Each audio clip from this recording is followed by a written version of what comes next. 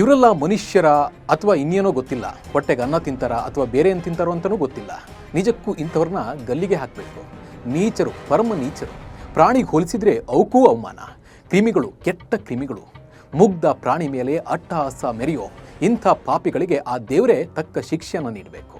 ನಾನು ಯಾಕೆ ಇಷ್ಟು ಸಿಟ್ಟಾಗಿ ಇಂಥ ಮಾತುಗಳನ್ನು, ಇಂಥ ಪದಗಳನ್ನು ಬಳಸ್ತೀನಿ ಅನ್ನೋದಕ್ಕೆ ಕಾರಣವನ್ನು ಹೇಳ್ತೀನಿ. ನಾನು ನಿಮ್ಮ ಶಿವರಾಜ್ ಬಾಣಂಕಿ. ನೀವು ಸುದ್ದಿಯಾನದ ಸಬ್ಸ್ಕ್ರೈಬರ್ ಆಗೋದನ್ನು ಮರಿಬೇಡಿ. ಇಟ್ಟರೆ ಸಗಣಿಯಾದೆ, ತಟ್ಟಿದರೆ ಹುರುಳಾದೆ, ಸುಟ್ಟರೆ ನೊಸಲಿಗೆ ವಿಭೂತಿಯಾದೆ, ತಟ್ಟದೆ ಹಾಕಿದರೆ ಮೇಲು ಗೊಬ್ಬರವಾದೆ. ನೀನು ಯಾರಿಗಾದೆಯೋ ಎಲೆ ಮಾನವ, ಹಾಲಾದೆ ಕರೆದರೆ ಮೊಸರಾದೆ, ಹೆತ್ತರೆ ನೀನು ಯಾರಿಗಾದೆಯೋ ಎಲೆ ಮಾನವ. ನಿಜಕ್ಕೂ ಗೋವು ಅಂದರೆ ಪವಿತ್ರ ಭಾವನೆ ಇದೆ. ನಾವು ಹಾಕುವ ಹುಲ್ಲಿಗೆ ಅದರಿಂದ ತೆಗೆದುಕೊಳ್ಳುವುದು ಅದರ 100 ಪಟ್ಟು. ಹಾಲು, ಬೆಣ್ಣೆ, ತುಪ್ಪ, ಗೊಬ್ಬರ ಅಬ್ಬಬ್ಬ ಒಂದ ಎರಡ. ಯಾರಿಗೂ ಕೆಡುಕು ಮಾಡದೆ ಮನುಷ್ಯನಿಗಾಗಿ ಇರುವ ಒಂದು ಪ್ರಾಣಿ ಅಂದರೆ, ಒಂದು ಮುಗ್ಧ ಪ್ರಾಣಿ ಅಂದರೆ ಅದು ಹಸು. ಅದರ ಮೇಲೆ ಈ ನೀಚರು ಇಂಥ ಅಟ್ಟಹಾಸವನ್ನು ಮೆರೀತಾರೆ ಅಂದರೆ ನಿಜಕ್ಕೂ ಇಂಥ ಪಾಪಿಗಳನ್ನ ಗಲ್ಲಿಗೆ ಹಾಕಬೇಕು. ಈ ಫೋಟೋದಲ್ಲಿ ಕಾಣ್ತಾ ಇರೋ ಈ ರಾಕ್ಷಸನೇ ಅಟ್ಟಹಾಸ ಮೆರೆದಿದ್ದಾನೆ. ಈತ ನಿಜಕ್ಕೂ ತಾಯಿ ಹಾಲನ್ನು ಕುಡ್ದಿಲ್ಲ ಅನಿಸುತ್ತೆ. ಇವನು ಮಾಡಿದ ಕೆಲಸವನ್ನು ನೀವು ಕೇಳಿದರೆ ಕ್ಯಾಕರಿಸಿ ಹೋಗಿದ್ದೀರಾ. ಚಾಮರಾಜಪೇಟೆಯ ಓಲ್ಡ್ ಪೆನ್ಷನ್ ಮೊಹಲದ ವಿನಾಯಕ ನಗರದಲ್ಲಿ ಹಸುಗಳ ಕೆಚ್ಚಲು ಕುಯ್ದು ಕ್ರೌರ್ಯವನ್ನು ಮೆರೆಯಲಾಗಿದೆ. ಇದೇ ನೀಚ ನೋಡಿ, ಹಸುವಿನ ಕೆಚ್ಚಲು ಕುಯ್ದವನು. ಕಾಟನ್ಪೇಟೆ ಪೊಲೀಸರು ಈತನನ್ನು ಬಂಧಿಸಿದ್ದಾರೆ. ಇವನ ಹೆಸರು ಸೈಯದ್ ನಸ್ರು, 30 ವರ್ಷ. ಬಿಹಾರದ ಚಂಪರಣ್ ಮೂಲದ ಆರೋಪಿ ಸೈಯದ್ ನಸ್ರು ಕೃತ್ಯ ನಡೆದ ಸ್ಥಳದಿಂದ 50 ಮೀಟರ್ ಅಂತರದಲ್ಲಿರುವ ಪ್ಲಾಸ್ಟಿಕ್ ಮತ್ತು ಬಟ್ಟೆ ಹೊಲಿಯುವ ಅಂಗಡಿಯಲ್ಲಿ ಕೆಲಸ ಮಾಡ್ತಿದ್ದ ಅಂತ ತಿಳಿದು ಬಂದಿದೆ. ಮಾನಸಿಕ ಅಸ್ವಸ್ಥ ಆಗಿರಲು ಸಾಧ್ಯವಿದೆ. ಕುಡಿದ ಮತ್ತಿನಲ್ಲಿ ಕೃತ್ಯ ಎಸಗಿರುವುದಾಗಿ ಆರೋಪಿ ಸೈಯದ್ ನಸ್ರು ಪೊಲೀಸರ ಮುಂದೆ ಬಾಯ್ಬಿಟ್ಟಿದ್ದಾನೆ.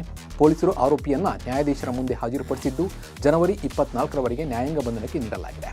ಹಸುವಿನ ಮಾಲೀಕ ಕರ್ಣ ಮಾತನಾಡಿ, ಆರೋಪಿ ಹುಚ್ಚ ಎಂದು ಈಗ ಹೇಳ್ತಾ ಇದ್ದಾರೆ ಜನ. ಹುಚ್ಚ ಈ ರೀತಿ ಮಾಡೋದಕ್ಕೆ ಸಾಧ್ಯವಾ? ಚಾಮರಾಜಪೇಟೆಯ ಪಶು ಆಸ್ಪತ್ರೆಯನ್ನು ಕಬ್ಜಾ ಮಾಡಲು ಮುಂದಾಗಿದ್ದರು. ಈ ವೇಳೆ ನಾನು ಮತ್ತು ನಮ್ಮ ಸುತ್ತಮುತ್ತಲಿನ ಹಸುಗಳ ಮಾಲೀಕರು ಹಸುಗಳೊಂದಿಗೆ ಆಸ್ಪತ್ರೆ ಮುಂದೆ ಪ್ರತಿಭಟನೆಯನ್ನು ಮಾಡಿದ್ವಿ. ಹೀಗಾಗಿ ಯಾರೋ ಕಿಡಿಗೇಡಿಗಳು ಈ ರೀತಿ ಮಾಡಿದ್ದಾರೆ ಅಂತ ಹಸುವಿನ ಮಾಲೀಕ ಆದಂಥ ಕರ್ಣ ಅವರು ಆರೋಪಿಸಿದ್ದಾರೆ. ಇವರ ಹೇಳಿಕೆ ನೋಡಿದರೆ ಇವನು ಮಾನಸಿಕ ಅಸ್ವಸ್ಥ ಆಗಿರೋದಕ್ಕೆ ಸಾಧ್ಯವಿಲ್ಲ. ಅಲ್ಲದೆ ಇದು ಬೆಳಗಿನ ಜಾವ ಆಗಿರತಕ್ಕಂಥ ಘಟನೆ. ಅವಾಗ ಕೂಡ ಎಲ್ಲೂ ಎಣ್ಣೆ ಸಿಗಲ್ಲ. ಇದು ಹೇಗಾಯಿತು ಗೊತ್ತಿಲ್ಲ. ಹೀಗಾಗಿ ಇದರ ಬಗ್ಗೆ ತನಿಖೆ ನಡೀತಾ ಇದೆ. ಸಾಕಷ್ಟು ಪ್ರಶ್ನೆಗಳು ಸಹ ಇದರ ಬಗ್ಗೆ ಹುಟ್ಕೊಂಡಿದೆ. ಚಾಮರಾಜಪೇಟೆಯ ಓಲ್ಡ್ ಪೆನ್ಷನ್ ಮೊಹಲದ ವಿನಾಯಕನಗರ ನಿವಾಸಿ ಕರ್ಣ ಎಂಬುವರು ಕಳೆದ ಹಲವು ವರ್ಷಗಳಿಂದ ಇಲ್ಲಿ ಹಸುವನ್ನು ಸಾಕ್ತಾ ಇದ್ರು. ಶನಿವಾರ ತಡರಾತ್ರಿ ಯಾರು ಕಿಡಿಗೇಡಿಗಳು 3 ಹಸುಗಳ ಕೆಚ್ಚಲನ್ನು ಕತ್ತರಿಸಿ ಕಾಲಿಗೆ ಮಚ್ಚಿನಿಂದ ಹಲ್ಲೆ ಮಾಡಿ ವಿಕೃತಿಯನ್ನು ಮೆರೆದಿದ್ದಾರೆ.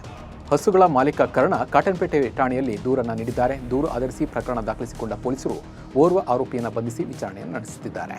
ಚಿಕ್ಕಪೇಟೆ ಉಪವಿಭಾಗದ ಎಸಿಪಿ ರಮೇಶ್ ನೇತೃತ್ವದಲ್ಲಿ 20ಕ್ಕೂ ಹೆಚ್ಚು ಪೊಲೀಸರು ತನಿಖೆಯನ್ನು ನಡೆಸ್ತಾ ಇದ್ದಾರೆ. ಕಾಂಗ್ರೆಸ್ ಸರ್ಕಾರದ ವಿರುದ್ಧ ಕಿಡಿ. ಹಸುಗಳಿಗೆ ಚಾಮರಾಜಪೇಟೆ ಪಶು ಆಸ್ಪತ್ರೆಯಲ್ಲಿ ಚಿಕಿತ್ಸೆಯನ್ನು ನೀಡಲಾಗಿದ್ದು ಹಸುಗಳು ಕ್ಷೇಮವಾಗಿವೆ.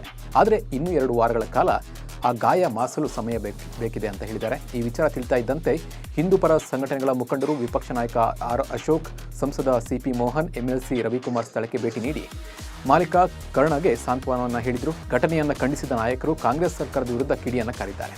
ವಿಪಕ್ಷ ನಾಯಕ ಆರ್ ಅಶೋಕ್ ವೈಯಕ್ತಿಕವಾಗಿ 1 ಲಕ್ಷ ರೂಪಾಯಿ ಪರಿಹಾರವನ್ನು ಘೋಷಣೆಯನ್ನು ಮಾಡಿದರು. ಸಿಟ್ಟಿಗೆದ್ದ ಚೈತ್ರಾ ಕುಂದಾಪುರ.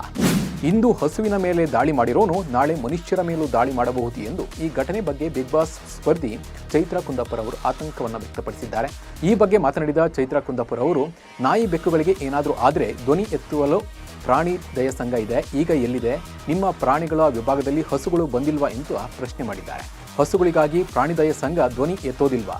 ಬಿಹಾರದ ವ್ಯಕ್ತಿ ಇಲ್ಲಿ ಬಂದು ಹಸುಗಳ ಮೇಲೆ ಕ್ರೌರ್ಯ ಮೆರೆದಿದ್ದಾನೆ. ಇಂಥ ಘಟನೆ ಮರುಕಳಿಸದ ರೀತಿಯಲ್ಲಿ ಸರ್ಕಾರ ಕಠಿಣ ಕ್ರಮವನ್ನು ಕೈಗೊಳ್ಳಬೇಕು ಅಂತ ಹೇಳಿದ್ದಾರೆ.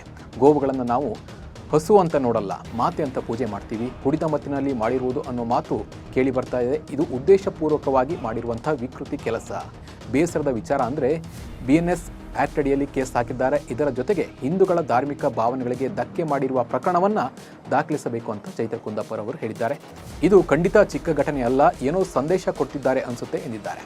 ಒಟ್ಟಿನಲ್ಲಿ ಈ ಘಟನೆ ಮನುಕುಲವನ್ನೇ ಬೆಚ್ಚಿ ಬೀಳಿಸಿದ್ದು ಮನುಷ್ಯರ ನೀಚತನವನ್ನು ಎತ್ತಿ ತೋರಿಸ್ತಾ ಇದೆ.